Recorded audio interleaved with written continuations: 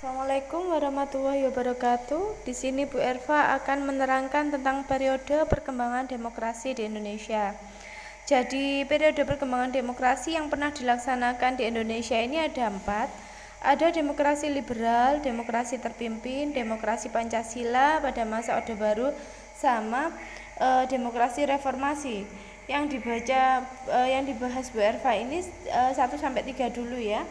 Oke, kita mulai yang pertama. Demokrasi liberal. Demokrasi liberal ini dilaksanakan setelah dikeluarkannya maklumat pemerintah tanggal 14 November 1945, di mana kepala negaranya itu adalah presiden, kepala pemerintahan dipimpin Perdana Menteri.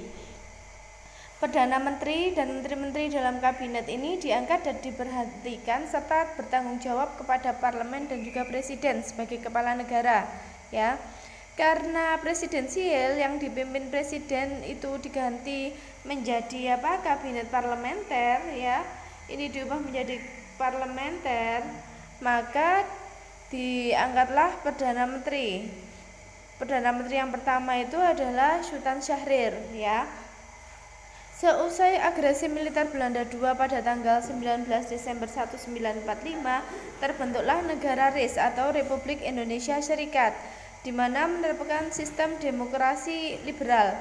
Kedaulatan rakyat ini diserahkan kepada sistem multipartai, ya. Multipartai di sini maksudnya adalah banyak partai, sehingga muncul bermacam partai.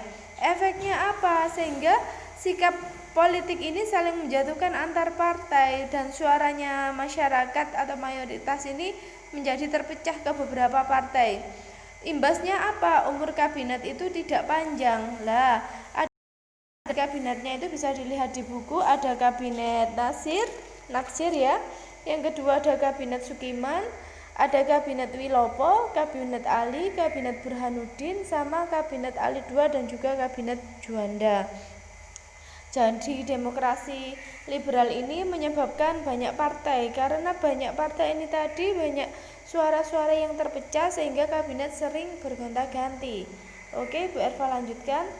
Yang kedua ini adalah demokrasi, maaf ini diganti ya, demokrasi terpimpin yang benar ya, minta tolong diganti. Demokrasi terpimpin ini 5 Juli 1959 sampai 1965 ya. Mengapa kok demokrasi liberal ini tadi menjadi demokrasi terpimpin? Di sini rakyat itu akhirnya sadar kalau demokrasi liberal itu tidak cocok dengan kita. Kenapa? Yang pertama, itu bertentangan dengan ini dasar Pancasila, apalagi sila ketiga tentang persatuan Indonesia sama sila keempat tentang permusyawaratan yang dilaksanakan oleh hikmat sama kebijaksanaan ya. Terus kemudian yang kedua, ketidakmampuan konstituante untuk menyelesaikan masalah-masalah kenegaraan, khususnya pengambilan keputusan mengenai Undang-Undang Dasar Negara Republik Indonesia tahun 45, sehingga sangat tidak menguntungkan bagi negara. Akhirnya pada 5 Juli 1959 lahirlah dekret presiden yang menyatakan Undang-Undang Dasar sementara 1950 ini tidak berlaku dan memberlakukan kembali Undang-Undang Dasar NNI tahun 1945 ya. Isi dekret presiden 5 Juli ini mengandung 3 pokok. Yang pertama, menetapkan pembubaran konstituante. Yang kedua, menetapkan bahwa UUD NRI tahun 45 berlaku kembali bagi segenap bangsa Indonesia. Sementara yang ketiga, pembentukan MPRS ya, Majelis Permusyawaratan Rakyat Sementara, dan juga DPAS, Dewan Pertimbangan Agung Sementara dalam waktu singkat. Di sini selanjutnya pidato Presiden Soekarno tanggal 17 Agustus ini berjudul Penemuan Kembali Revolusi Kita tahun 1959 tersebut dikenal dengan nama Manifesto Politik ya, sehingga atas usulan sidang DPA Manifesto Politik ini dijadikan sebagai garis-garis besar haluan negara atau GBHN. GBHN ini prakteknya lah, demokrasi terpimpin, ekonomi terpimpin, dan kepribadian Indonesia. Sistem demokrasi terpimpin ini ditafsirkan sama Presiden Soekarno saat itu mengatakan bahwa terpimpin artinya dipimpin oleh seorang pemimpin atau panglima besar revolusi, yaitu presiden. Nah, namun dalam prakteknya ada beberapa penyimpangan ya.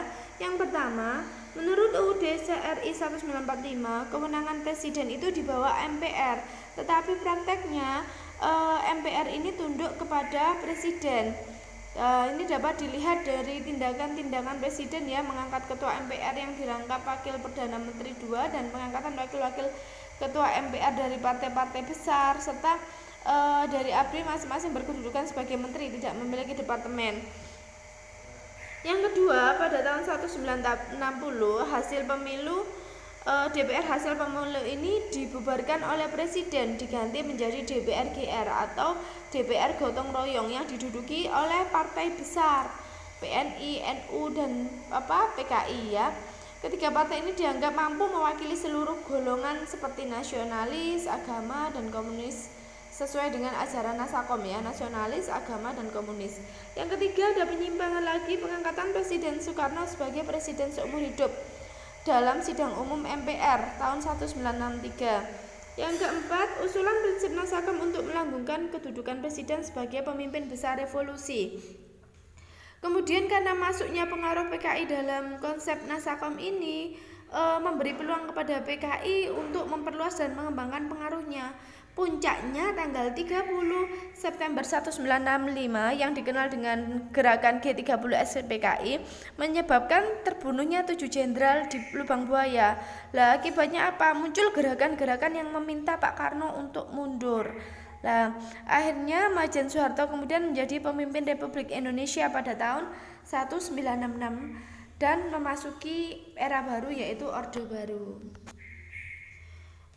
Saat Orde Baru ini disebut juga sebagai sistem politiknya demokrasi konstitusional atau demokrasi Pancasila berdasarkan pada Pancasila dan Undang-Undang Dasar Negara Republik Indonesia tahun 1945.